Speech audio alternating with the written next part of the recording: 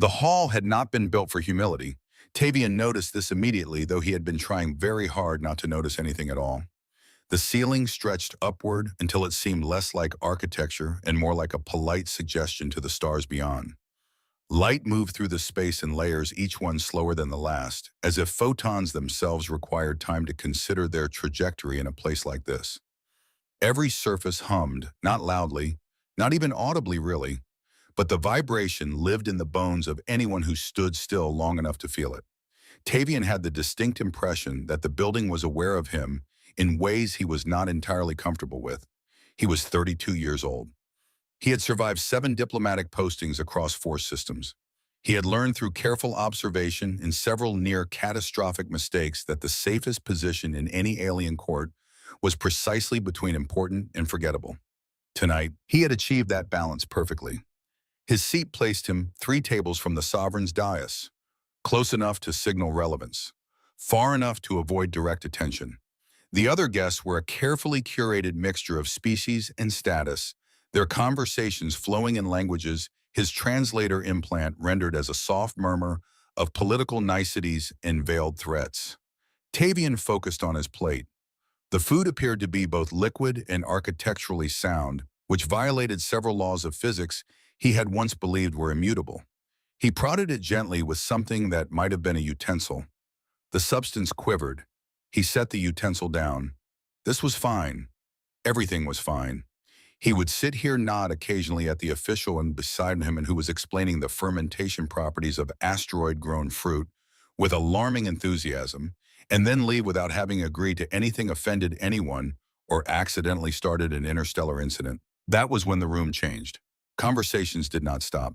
Nothing so dramatic, but they adjusted like water around a stone, and Tavien felt the shift reach him before he understood what it meant. He did not look up immediately. That would have been a mistake. Years of training had taught him that appearing to notice things at the exact moment they happened suggested you had been watching for them. Instead, he waited 3 seconds, pretended to finish examining the geometrically stable liquid on his plate, and only then raised his eyes. Sovereign Morrell was moving. She did not walk. She arrived. One moment she stood at the far end of the hall, surrounded by light and officials whose entire existence seemed dedicated to standing near her. The next she was close enough that Tavien could see the delicate metallic filaments woven through her hair, each one catching the ambient glow and fracturing it into colors that had no names in any language he spoke.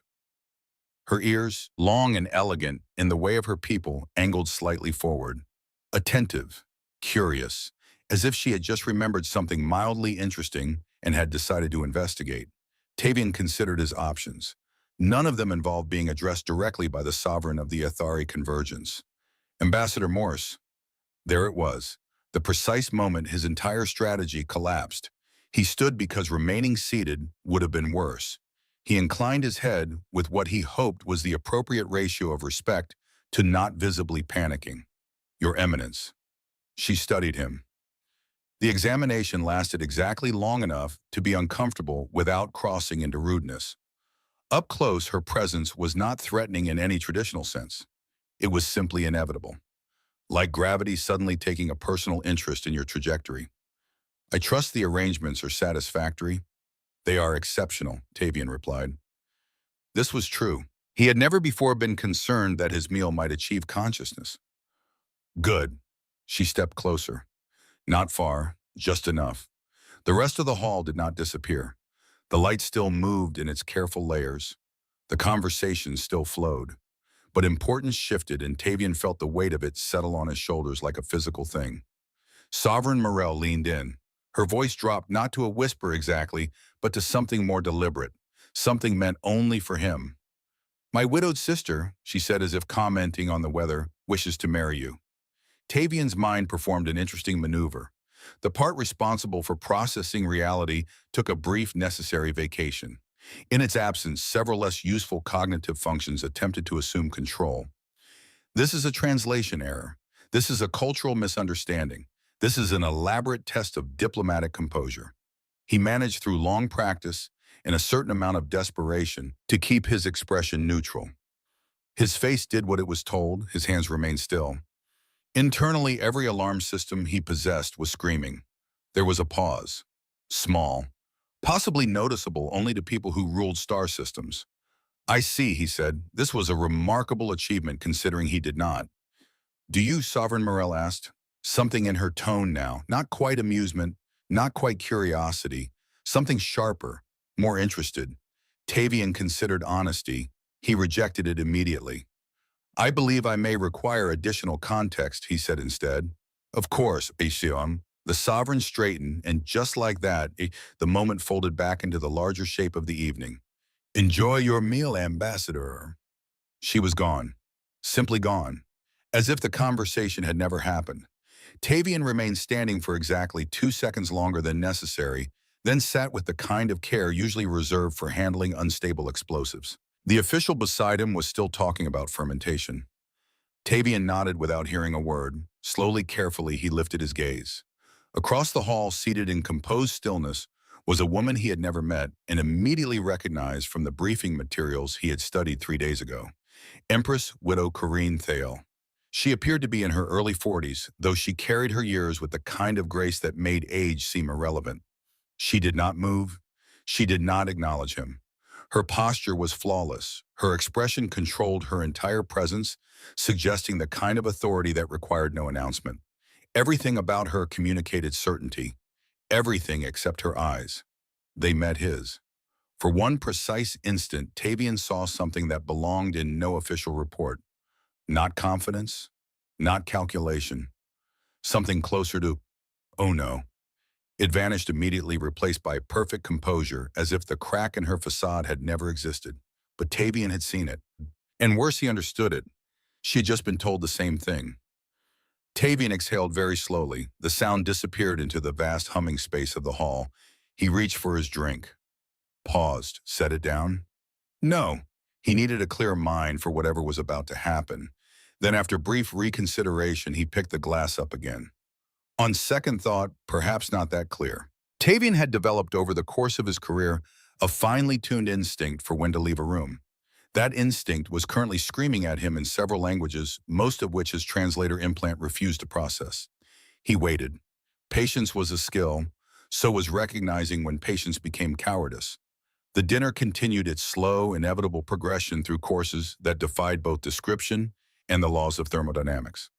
At some point, someone delivered a speech about interstellar cooperation that managed to be both diplomatically necessary and profoundly boring. Tavien applauded at the appropriate moments. All the while, he did not look at Corrine Thael. This required significant effort. The hall's architecture did not help. Every surface seemed designed to catch light and redirect it, creating subtle sightlines whether you wanted them or not. He caught glimpses, the way she held herself perfectly still even in casual conversation. The slight backward angle of her ears when she was listening to something she did not want to hear. The metallic threading in her dark hair, different from her sister's, simpler but no less deliberate. She did not look at him either. This was both a relief and a problem. Eventually, the formal structure of the evening began to dissolve. Guests stood, conversations fragmented and reformed. The impossible ceiling seemed less oppressive as people began to move beneath it. This was the dangerous phase, the part where unexpected interactions occurred. Tavien calculated his exit route. There were 3 viable corridors. One led to guest quarters. One led to what his briefing materials had described as contemplative gardens, which sounded pleasant and was almost certainly a security zone. The third led to an area his materials had not mentioned at all, which made it either storage or something he should not investigate. He stood, moved with measured calm, not too fast, not too slow. Years of practice guided each step. The art of being present and absent simultaneously. He was nearly there.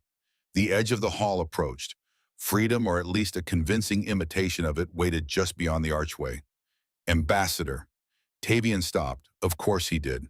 He turned and found himself facing Corrine Thael at a distance that suggested this meeting had not been accidental.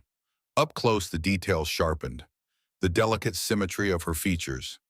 The faint iridescence along her skin that shifted with the light. The controlled tension beneath her composure held so carefully that most people would never notice it. Her eyes were a shade of silver green that his translator had no name for. Empress, he said, inclining his head. There was no one else nearby. Naturally. I believe, she said, her voice calm and measured, we have been given the same information. Tavien considered several responses. None of them seemed appropriate. Yes, he said finally. It appears we have. Silence. Not empty, not uncomfortable, just present. I was not consulted, Corrine said. Tavien blinked. Carefully, he had standards. That is, she continued with the faintest narrowing of her eyes. Unusual. Something settled in Tavien's chest, not relief exactly. Recognition. Yes, he said more carefully now. I had reached a similar conclusion. For a moment, nothing happened. Then unexpectedly, Corrine exhaled. Small, subtle, but it changed the space between them just enough. I assume, she said, you do not have a prepared response to the situation? Tavien almost smiled. I regret to inform you, he replied, that I do not even have an unprepared one. There, the corner of her mouth, the smallest shift as if she had not intended to react and was now reconsidering that decision. Good, she said. Tavien tilted his head. Good. It would be concerning if you did. He considered that. That is reassuring. I was beginning to worry I was underprepared. You are, she said. I assumed as much. Another pause. Different this time. Less like a trap. More like an opening. Tavien glanced briefly at the hall behind them, then back to her. Would you, he said with careful neutrality, prefer to discuss this somewhere that does not echo quite so dramatically? Corrine followed his gaze, considering the vast space, the distant conversations, the ever-present hum of architecture that was probably listening.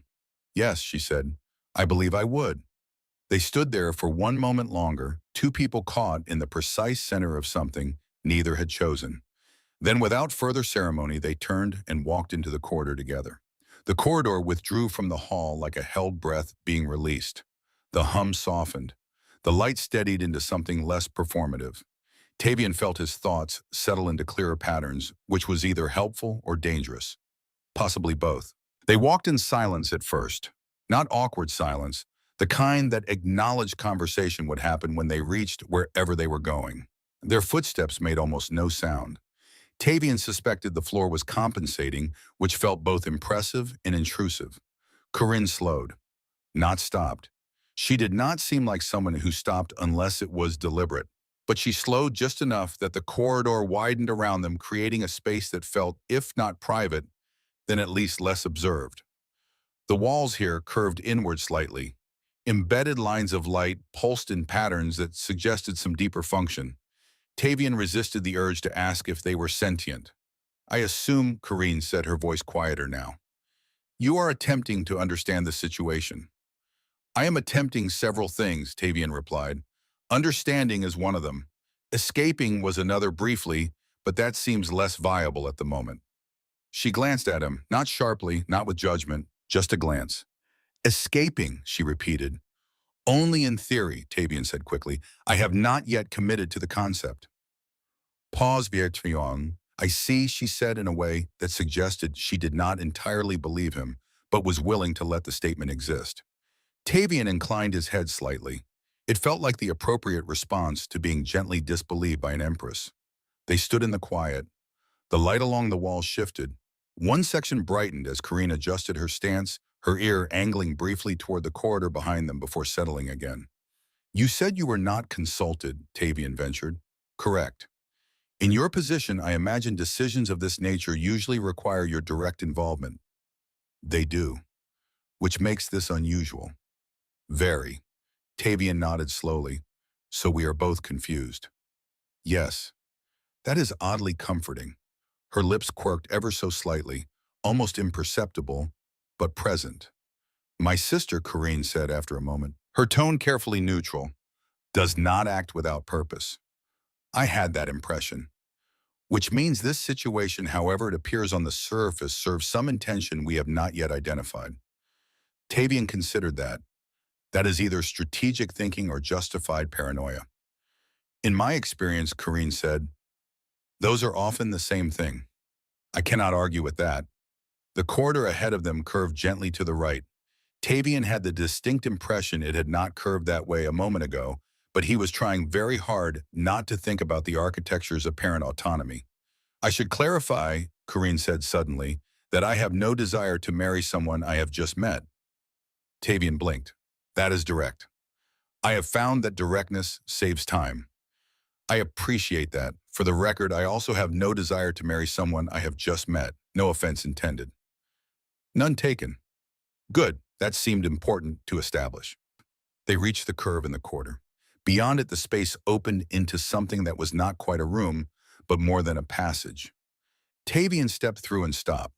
The chamber was small, intimate even, but it was clearly not meant for casual conversation.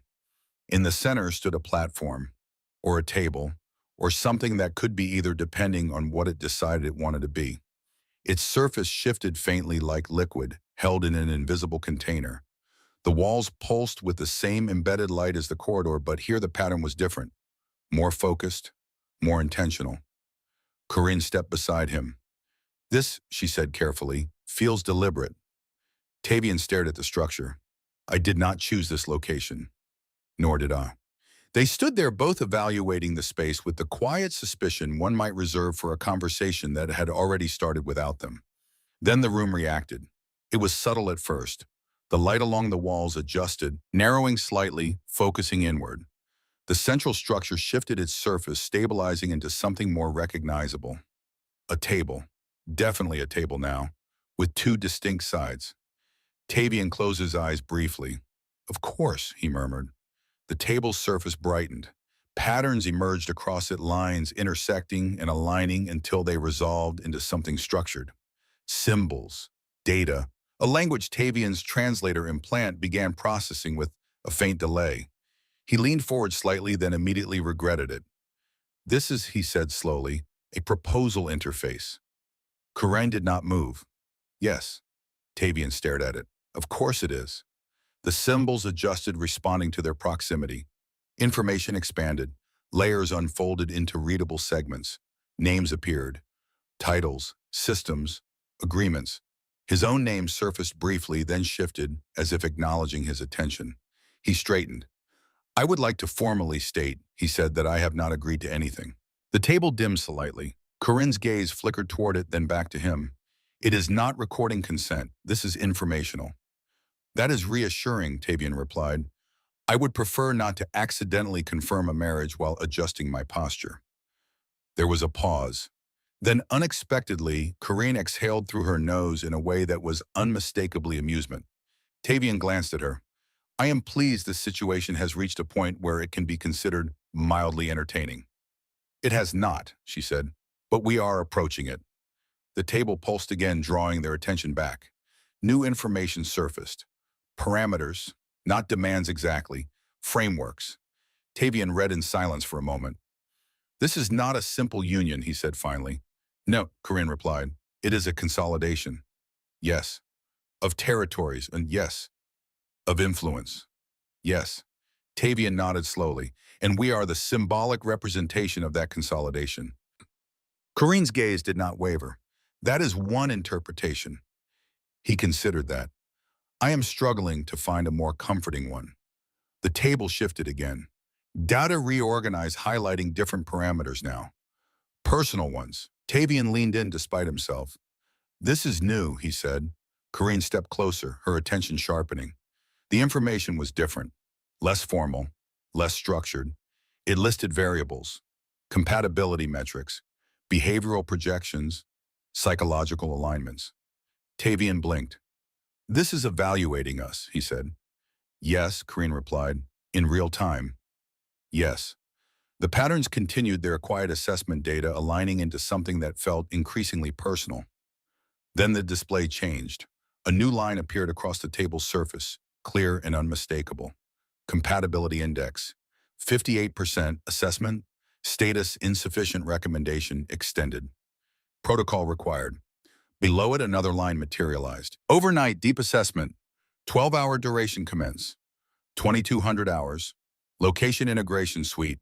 Epsilon. They stood there side by side, the space between them defined by glowing data and impossible decisions. Tavien looked at the recommendation.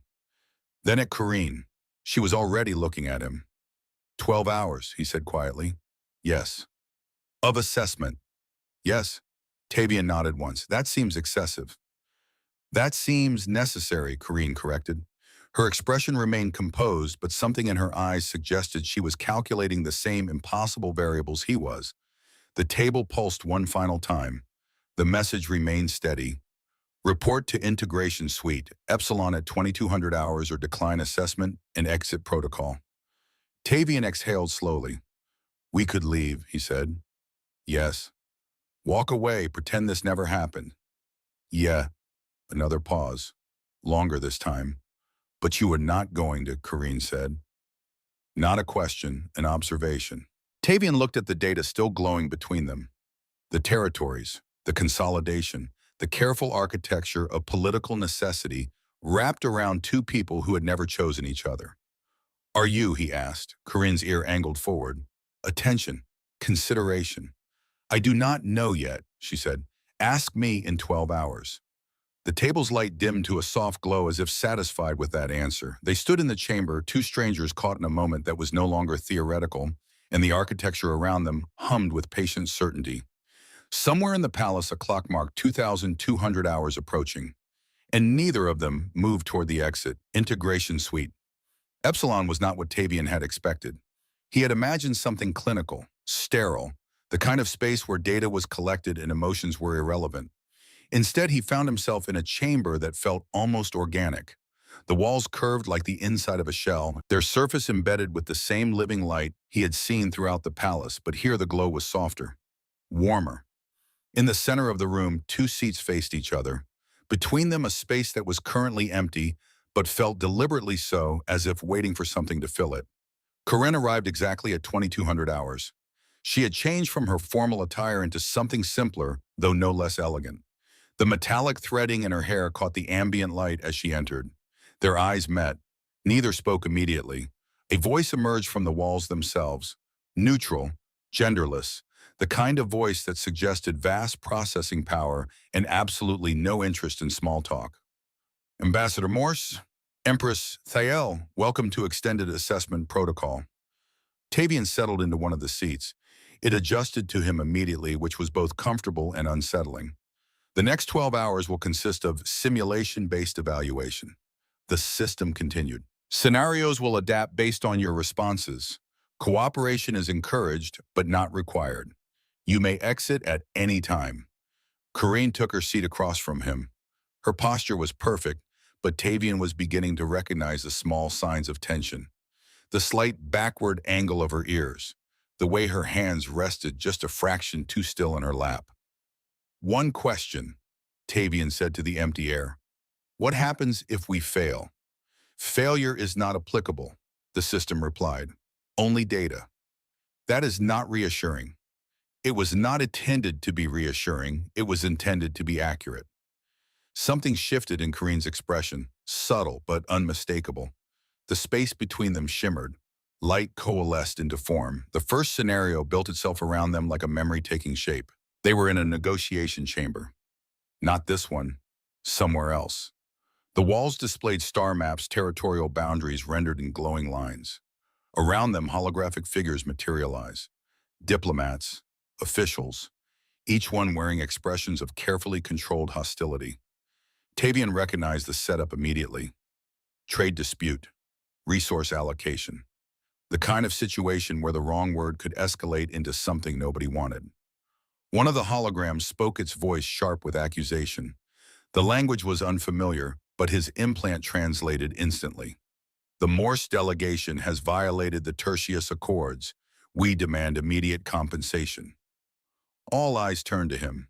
Tavien felt Corrine's gaze as well, though she said nothing. This was his moment to respond.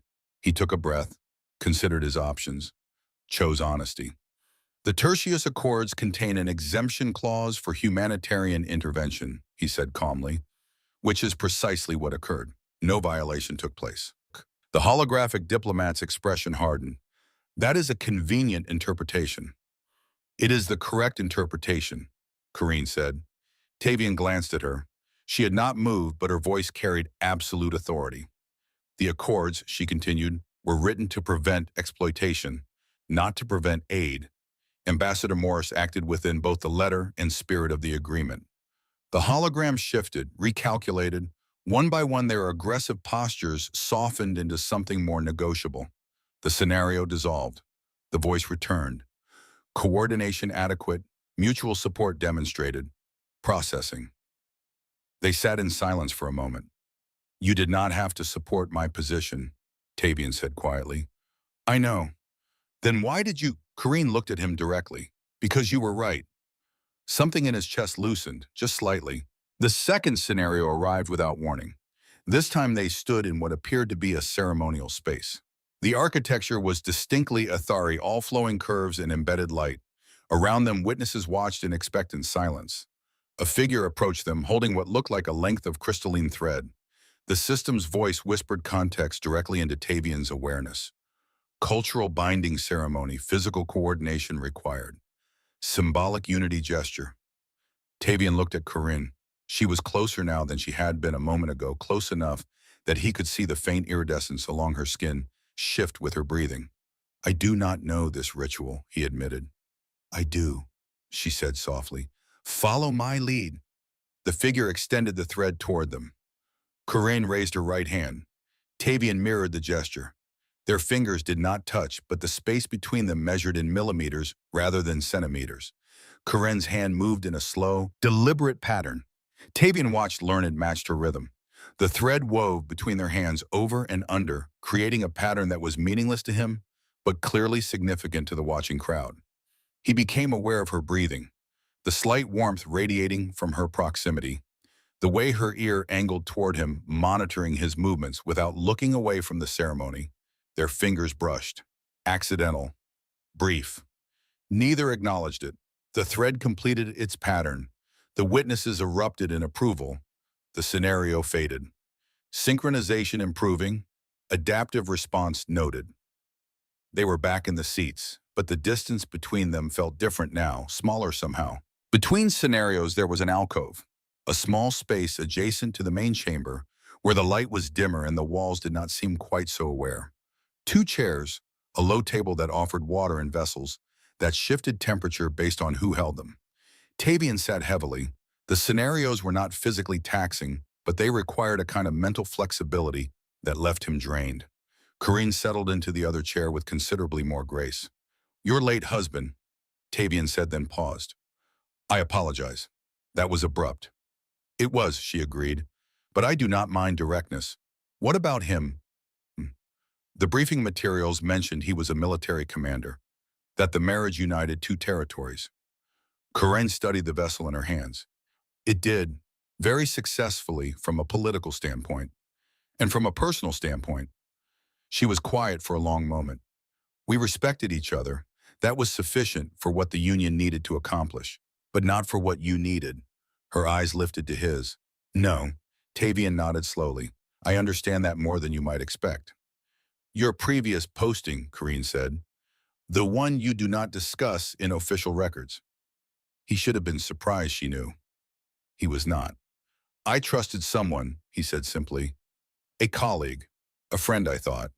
They used that trust to advance their own interests at significant cost to others, including you, including many people. I was merely the most visible casualty."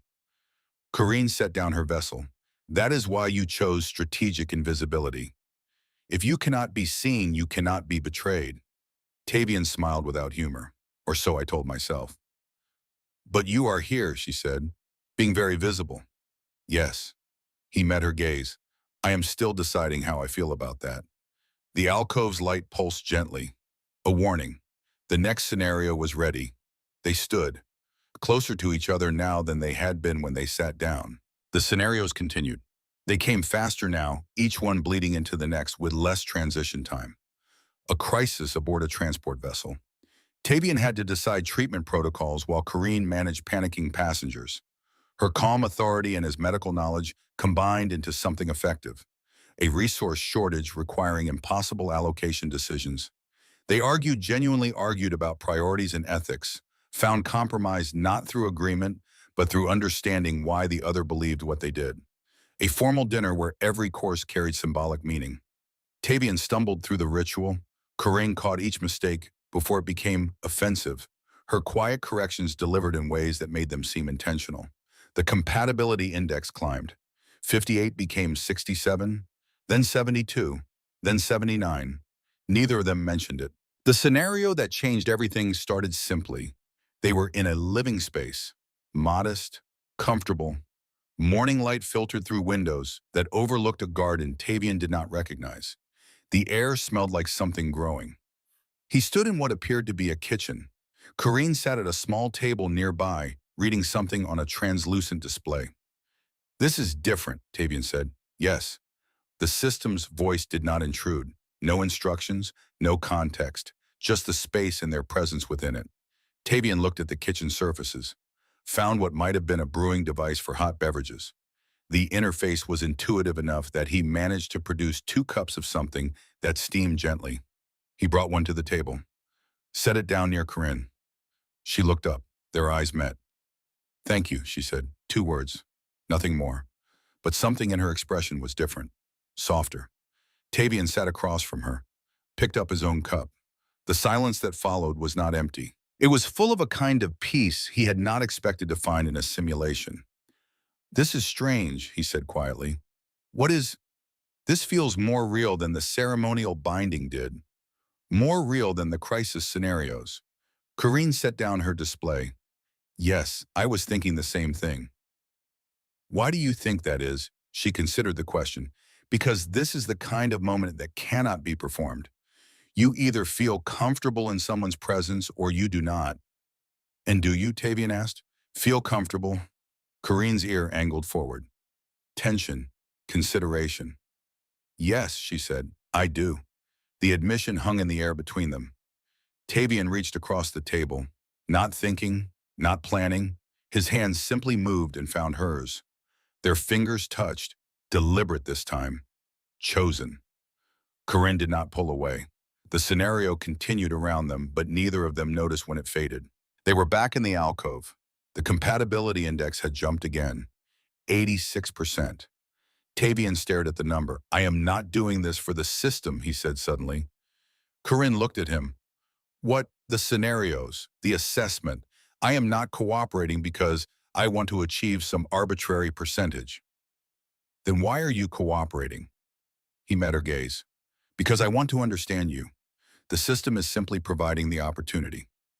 Corrine stood, moved to where he sat. The alcove was small enough that standing near him meant standing very near indeed. "I am not pretending anymore," she said quietly. "Neither am I." The moment stretched, became something neither the system nor the palace nor the political necessities surrounding them had any claim to. Then the light changed, not the alcove, the main chamber, a different quality of illumination entirely. They walked back to find the space transformed. Where the seats had been, there was now an empty platform. Hovering above it, a holographic figure. Sovereign Morrell. She was not physically present. The projection made that clear. But her presence filled the space nonetheless. "Corrine," she said. "Ambassador Morse." "Sister." Corrine's voice had gone carefully neutral. "You have questions," Morrell continued. "I owe you answers." Tavien remained silent. This felt like a conversation between family that he was witnessing rather than participating in. "The council," Morrell said, "wanted you remarried Corrine to consolidate territories, yes, but their choice was Lord Thane's eldest son." Corrine's entire posture changed. Tension flooded through her so visibly that Tavien felt it in the air between them. "Thane's son," she repeated. The words carried weight Tavien did not fully understand but recognized as significant. "Brutal," Morrell confirmed. "Ambitious beyond wisdom, cruel in ways that do not show in diplomatic records." "You intervened." "I maneuvered. I observed Ambassador Morse for 6 months. Read every report. Watched how he handled situations where no one was watching.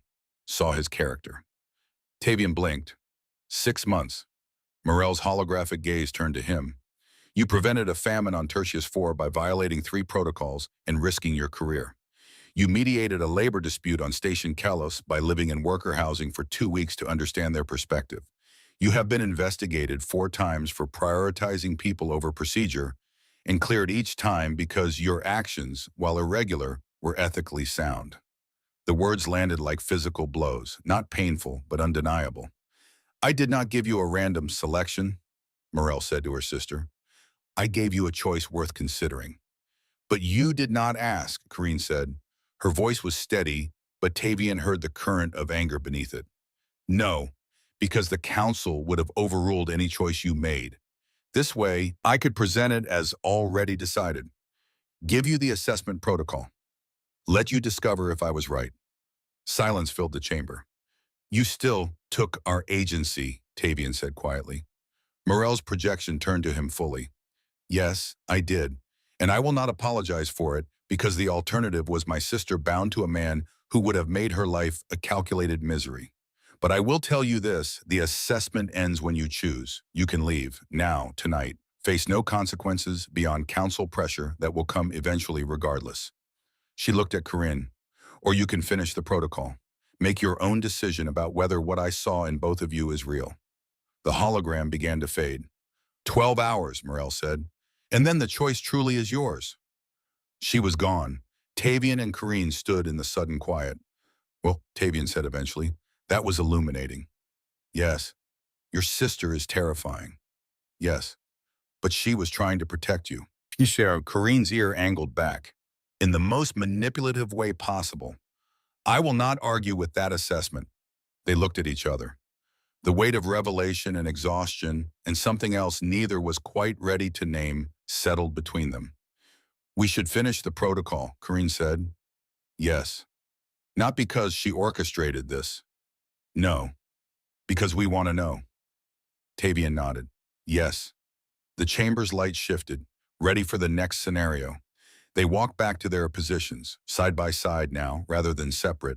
Whatever came next, they would face it together, not because the system required it, because somewhere in the last 6 hours they had chosen to.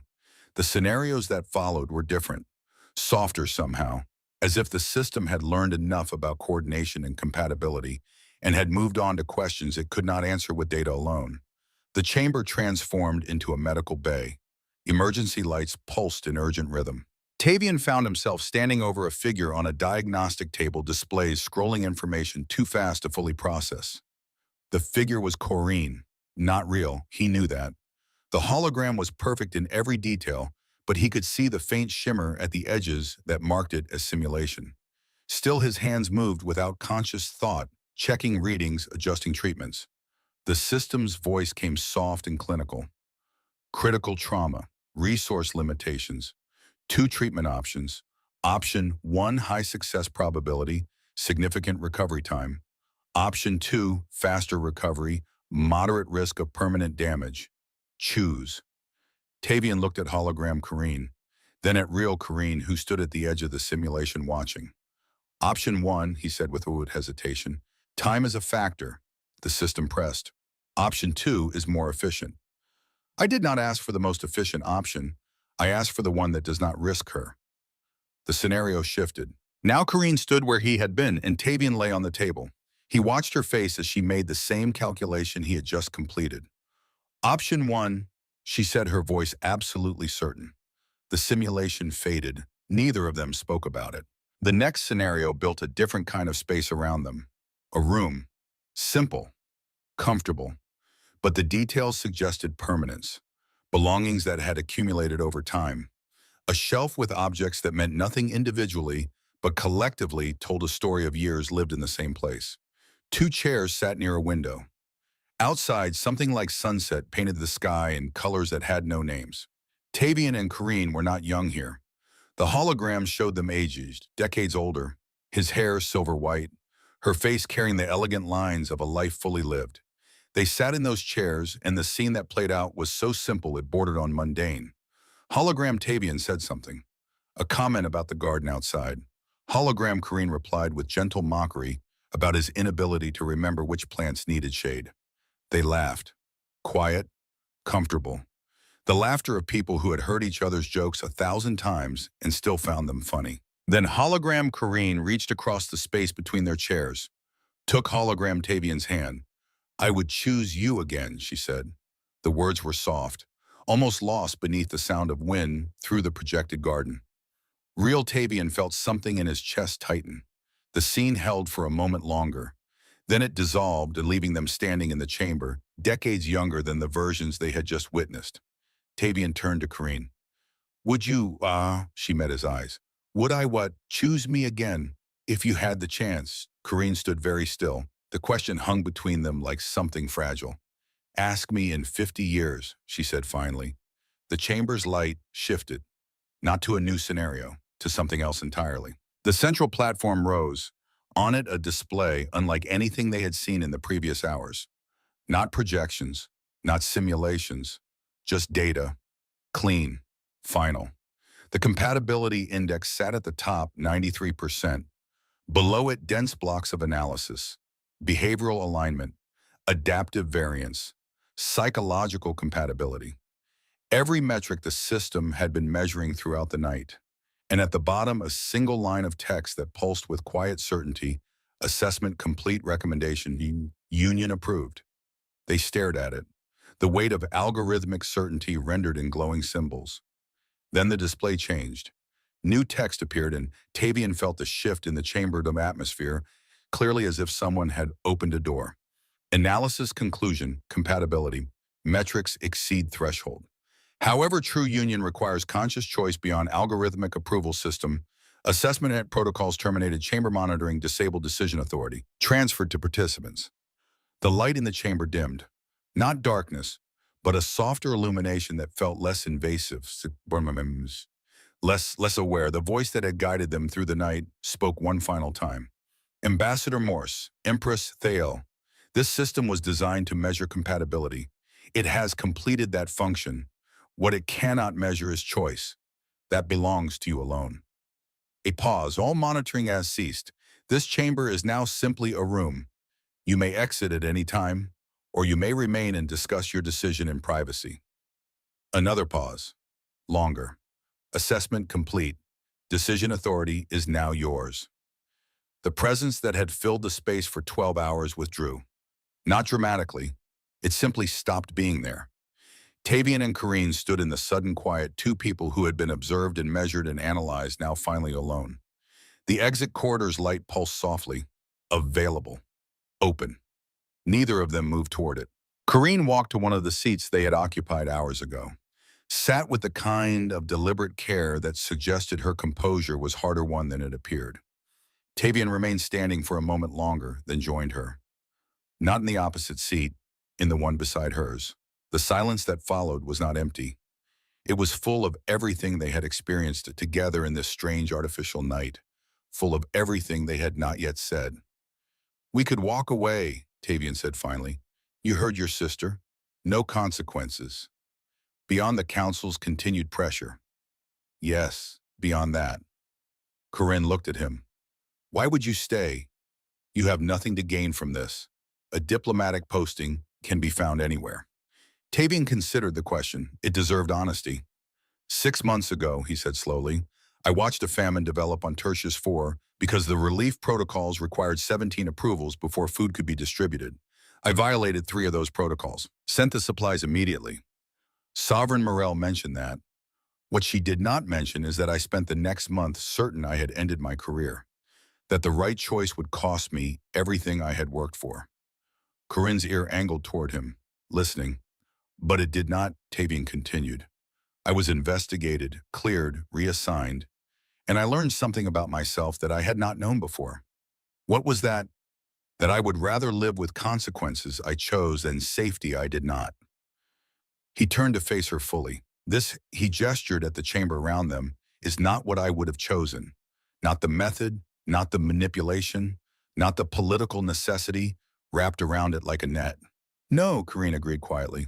But you, Tavien said, the last 12 hours, learning how you think, how you react under pressure, how you make breakfast in a simulation and argue about hypothetical children and hold my hand when you think I need it, even though you would never admit that is why you did it. Corrine's expression shifted, something between surprise and recognition. That, Tavien finished, I would choose, if you would let me. The words settled into the space between them. Corrine was quiet for a long time. When she spoke, her voice was softer than he had heard it all night. My husband died 3 years ago. The union had been politically successful.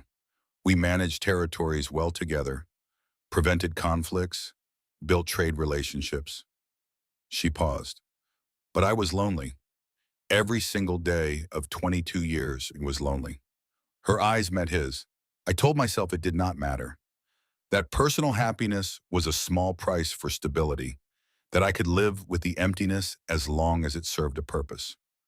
And now I have spent 12 hours with someone who makes me laugh, who argues with me about ethics instead of agreeing because I am an empress, who chose the safer medical option when efficiency would have been acceptable.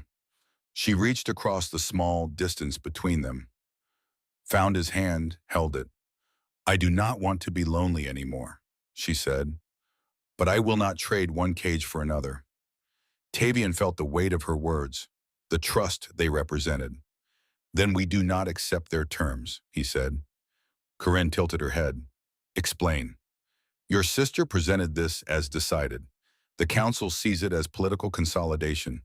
The system measured it as compatibility percentages. He shifted to face her, fully still holding her hand. We tell them they are all wrong. And replace it with what? Tavien took a breath. We accept a partnership, not a marriage. Not yet. We take 6 months. Court properly. Learn each other outside of political necessity and algorithmic assessment. The council will object, so let them. We present it as good faith, as due diligence, as exactly the kind of careful consideration they should want before a union this significant. Corrine's expression was unreadable. Then slowly her mouth curved into something that was not quite a smile but close. You want to rewrite the arrangement. I want us to write it ourselves. Equal standing, Corrine said, the words coming faster now as she followed the thread. Partnership terms, not consort, not political symbol. Exactly. 6 months to decide if what the system measured is something we actually want to build. Yeah, she studied him. That is remarkably stubborn for someone who practices strategic invisibility. I am trying something new, Tavien said. Apparently I am choosing consequences again. This time she did smile. You are aware this will complicate everything. I am aware. Do you object? Corrine's hand tightened around his. No, I do not object at all. They sat there. Hands joined the chamber around them, no longer measuring or monitoring or manipulating. Just a room where two people had made a choice that belonged entirely to them. Outside, dawn was beginning to touch the palace. The night's assessment complete. The future suddenly impossibly their own. They walked through the corridors together as morning light filtered down through architecture that seemed less imposing in daylight. The palace was waking. Servants moved with quiet efficiency. Officials hurried toward early meetings. Tavien and Corrine drew attention. Of course they did. The widowed empress and the human diplomat walking side by side after a night in the assessment chamber. Speculation would spread like fire through dry grass. Let it spread. Tavien thought. They would know the truth soon enough. The banquet hall had been transformed. Where the previous evening had seen elaborate dining arrangements, now there stood a formal assembly space. Chairs arranged in precise rows. A dais at the front where Sovereign Morrell waited, flanked by council members, whose expressions ranged from curious to calculating. The room quieted as they entered. Tavien felt the weight of every eye on them, felt the political machinery already spinning, trying to interpret what their presence together meant. They walked to the center of the space, stopped before the dais. Sovereign Morrell's expression revealed nothing. Ambassador Morse, Empress Thael, the assessment protocol is complete. It is, Corrine replied. And the results? Corrine glanced at Tavien, a look that contained entire conversations. Then she turned back to her sister. The system recorded a compatibility index of 93%. Murmurs rippled through the assembled officials. The recommendation was for union approval, Corrine continued. Her voice carried clearly in the vast space. However, we are declining that recommendation as presented. The murmurs became something louder, more agitated. Morrell raised one hand. Silence returned. Explain, she said simply. Tavien stepped forward. The assessment measured compatibility. It did not measure choice. We are grateful for the information it provided. But a partnership of the significance you have proposed deserves more than algorithmic approval. What do you propose instead? This from a council member, an older Athari, whose long ears angled forward with sharp attention. 6 months, Tavien said, a formal courtship period, during which Empress Thael and I will determine if the compatibility the system measured translates into a foundation we choose to build upon. That is irregular, another council member objected. That is wise, Morrell countered, her gaze fixed on her sister. You agree to this? I do, Corrine said, on the condition that the courtship establishes equal standing, not a consort relationship, a partnership. You ask us to delay consolidation, the first council member said, 6 months during which territorial instability could worsen. We offer you something better than forced consolidation, Corrine replied. Her voice carried the full weight of her authority now. We offer you a union built on genuine foundation, one that will endure because it was chosen, not mandated. Tavien watched the council members calculate. Political necessity against long-term stability. Immediate results against sustainable outcomes. Sovereign Morrell stood, the room focused entirely on her. My sister makes a valid point, she said. Forced unions serve purposes. Chosen partnerships build legacies. She looked at Corrine, and for just a moment, Tavien saw something pass between the sisters. Understanding. Perhaps even approval. The council will vote, Morrell announced. Those in favor of the 6-month courtship proposal with equal partnership terms. Hands rose. Slowly at first, then more quickly as the logic became clear.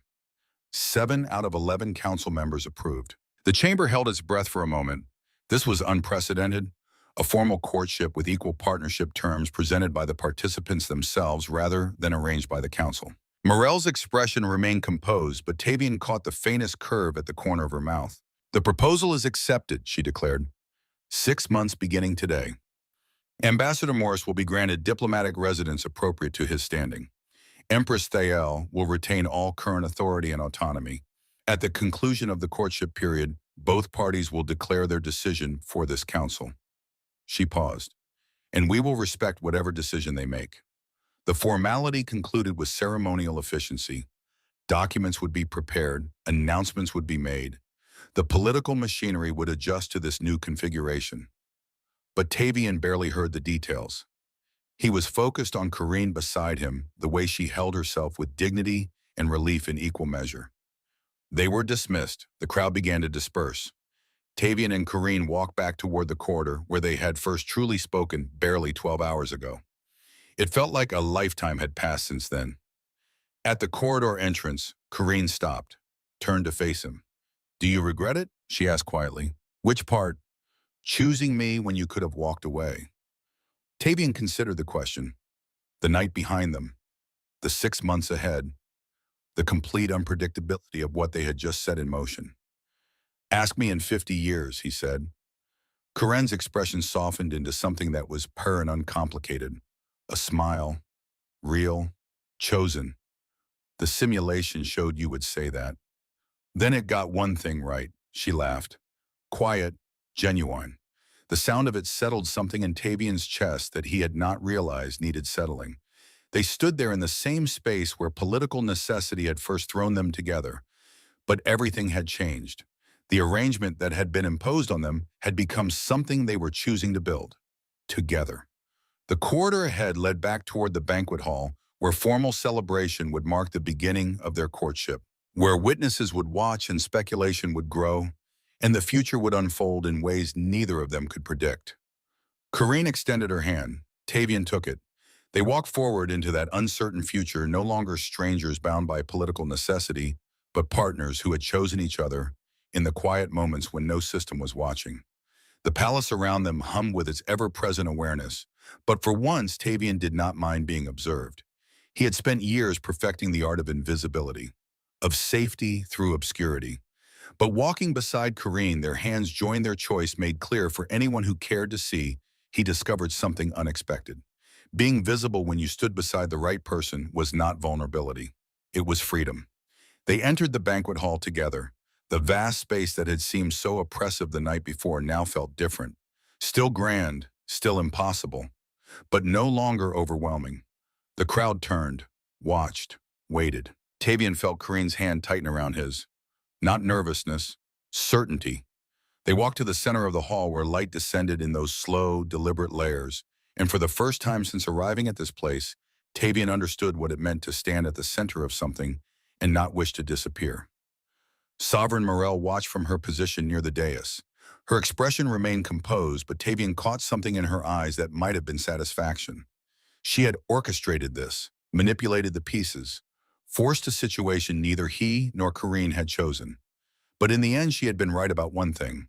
She had given them an option worth considering, and they had considered it, questioned it, challenged it, redefined it entirely. The choice that resulted belonged to no one but themselves. Outside the hall, somewhere in Integration Suite Epsilon, a screen flickered in an empty chamber. Data scrolled past final calculations, closing protocols. Then, a single line of text appeared. Mission facilitate choice status complete. The screen went dark. The system, having accomplished what it was designed to do, had no further purpose. It had measured compatibility, provided opportunity, created space for understanding to develop. But the choice itself, the real choice that would determine what came next, had never been the system's to make. It had always belonged to two people who started as strangers, spent 12 hours learning each other's truth, and decided that what they found was worth choosing. Together, in the banquet hall, dawn light finally reached the impossible ceiling painting. Everything in shades of gold and possibility. Tavien looked at Corrine. She looked back. And somewhere in that exchange, in that moment of shared understanding and chosen future, the assessment that truly mattered completed itself.